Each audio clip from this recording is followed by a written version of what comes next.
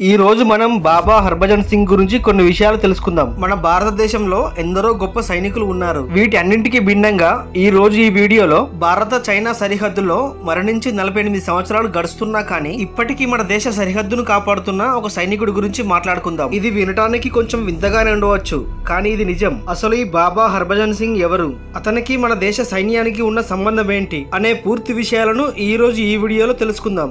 Friends, ఈ video చాలా interesting గా ఉండబోతుంది కనుక ఎక్కడ స్కిప్ చేయకుండా చివరి వరకు చూడండి. అలాగే వీడియోని స్టార్ట్ చేసే ముందు మీ సపోర్ట్ గా జస్ట్ ఒక లైక్ చేయడం మాత్రం మర్చిపోవద్దు.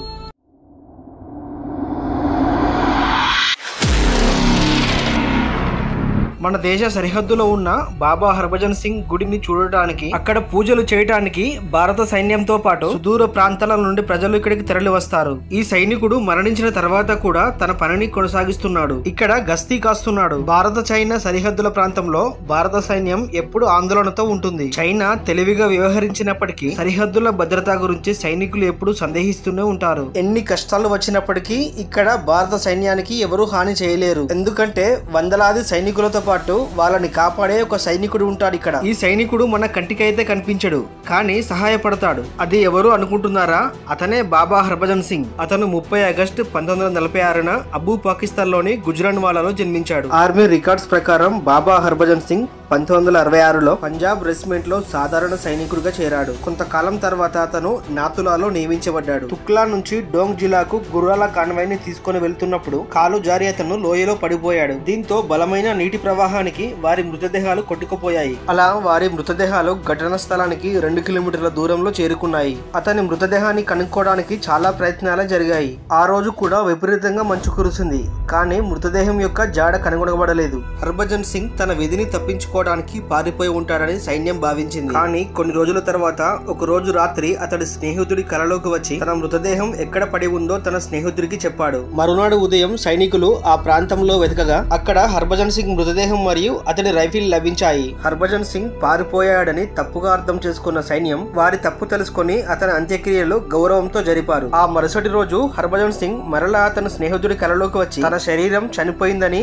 అయితే తన ఆత్మ ఇంకా డ్యూటీలోనే ఉందని చెప్పాడు. మొదట్లో ఆ కళని ఎవరు కూడా పట్టించుకోలేదు, కానీ ఆ తర్వాత తోటి సైనికులకు ఏదో వింతలు జరగడం మొదలయ్యాయి. అయితే హర్భజన్ ఆ వింతల గురించి కలలో ముందుగానే వచ్చి హెచ్చరించేవాడు. దీంతో అతను తన విధిని నిర్వర్తిస్తున్నాడని అందరూ నమ్మారు. సిక్కింలోని తీవ్రమైన చలిలో కూడా ఏ సైనికుడు కూడా ఎప్పుడు ఇబ్బంది పడలేదు. హర్భజన్ సింగ్ ఎల్లప్పుడూ తమతోనే ఉండేవాడని సైనికులు భావించేవారు. హర్భజన్ సింగ్ ఉనికిని చైనా సైనికులు కూడా చాలా దృఢంగా నమ్మేవారు. మీ సైనికుల్లో ఒకరు గుర్రం పైన ఇక్కడిక్కడే తిరుగుతున్నారని చైనా సైనికులు భారత సైన్యానికి చెప్పేవారు. ఈ విషయం కాస్త సీనియర్ అధికారుల వద్దకు వెళ్లడంతో వారు కూడా విచారణ జరిపి దీనిని అంగీకరించారు. మంచు తుఫాన్ల మధ్య సైనికులు సరిహద్దును కాపాడుతున్నప్పుడు వారికి ఎటువంటి కొత్త మనిషి అయితే కనిపించలేదు, ఎందుకంటే అది ఆత్మ.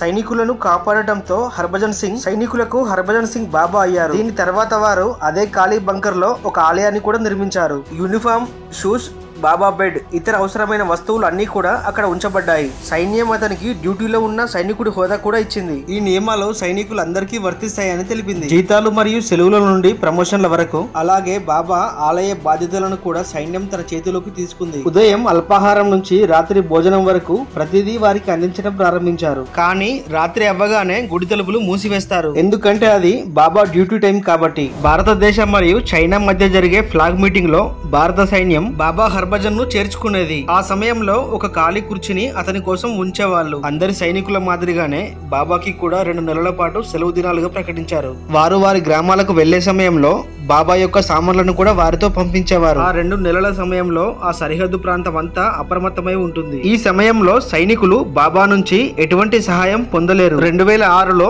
బాబా పదవీ విరమణ పొందారని, ఆ తర్వాత బాబా ఈ బంకర్ లో నివసిస్తూ దేశాన్ని రక్షిస్తున్నారని నమ్ముతారు. సైనికులకు బాబా హర్భజన్ సింగ్ మీద చాలా గౌరవం ఉంటుంది. వారు డ్యూటీకి వెళ్లేటప్పుడు బాబా ఆలయానికి నమస్కరిస్తారు. బాబా హర్భజన్ సింగ్ జ్ఞాపకార్థం నాతులాలో దోస్తు స్మృతి స్థల్ నిర్మించబడింది. వీటితో పాటు సిల్క్ రోడ్ లో నిర్మించబడిన పాత ఆలయం ఒకటి, రెండవది నయీ బాబా మందిర్, అది కూడా నాతులాలోనే ఉంది. ఈ ప్రదేశం డోక్లా దగ్గరలో ఉంటుంది. కొత్త బాబా ఆలయం డోక్లా నుంచి 4 కిలోమీటర్ల దూరంలో ఉంది. ఈ రోజు మన దేశ సైనికుడి ప్రాణం పోయినా సరే ఆత్మ సైతం కాపలా కాసే దేశభక్తిని చూశారు కదా. మరి అతని దేశభక్తిపై మీ అభిప్రాయం విషయం ఏంటి అనేది కామెంట్ రూపంలో తెలియజేయండి. అలానే ఈ వీడియో కనుక నచ్చినట్లయితే ఒక లైక్ చేసి మీ ఫ్రెండ్స్ అండ్ ఫ్యామిలీకి షేర్ చేయండి. ఇలాంటి మరిన్ని ఇన్ఫర్మేటివ్ వీడియోస్ కోసం వెంటనే మన ఈ ఛానల్ ని సబ్స్క్రైబ్ చేయండి. Thank you friends, thank you for watching.